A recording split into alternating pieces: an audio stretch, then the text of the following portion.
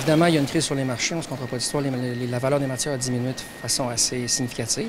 Cependant, la Ville de Québec, et avec son partenaire Société Via, se tire très bien d'affaire parce qu'on a fait le pari de la qualité il y a déjà 5 ans de ça.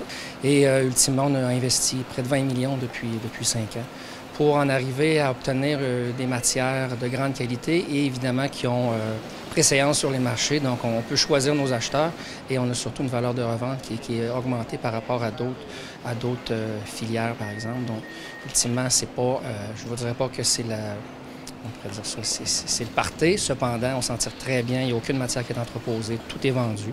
Et à ce jour, j'ai fait les calculs, on est à 96 de taux de valorisation. Donc, de toutes les matières qui rentrent dans le bac, à partir des bacs bleus des citoyens au Centre de tri de Québec en 2018, 96 ont été recyclés ou valorisés. Donc, il y a seulement 4 qui ont été éliminés. Donc, quand on entend souvent les gens nous dire que tout est jeté de toute façon, ça ne peut pas être plus faux. Je vous dirais que bon an, mal an, depuis 2012, on fait des tests sur la nature des matières qui rentrent ici. Et bon an, mal an, c'est à peu près 9 des matières qu'on reçoit qui sont non acceptées dans le bac bleu.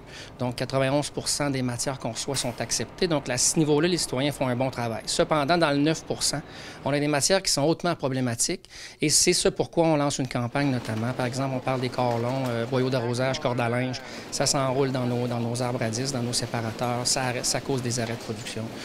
Ensuite de ça, des briques. Des pièces de métal très dures qui peuvent briser nos équipements. Ensuite de ça, on reçoit d'autres matières, par exemple, qui sont très souillées, très contaminées. On reçoit des aérosols de produits dangereux. Tout ça, là, généralement, ça va à l'éco-centre. On veut pas ça au centre de tri. Le tri, bon an, mal an, est pas loin de s'autosuffire. Il y a des années qu'on a fait des profits. Ces temps-ci, je vous le disais, les prix sur les marchés sont en baisse. Donc, cependant, il faut toujours regarder l'autre option. Et je peux vous dire qu'aujourd'hui, malgré l'état des marchés, ça coûte encore 18 fois plus cher envoyer une matière recyclable à l'incinérateur dans son bac à déchets plutôt que l'envoyer au bac bleu. Donc, encore aujourd'hui, en 2018, c'est vraiment rentable pour la communauté de Québec de recycler les matières recyclables.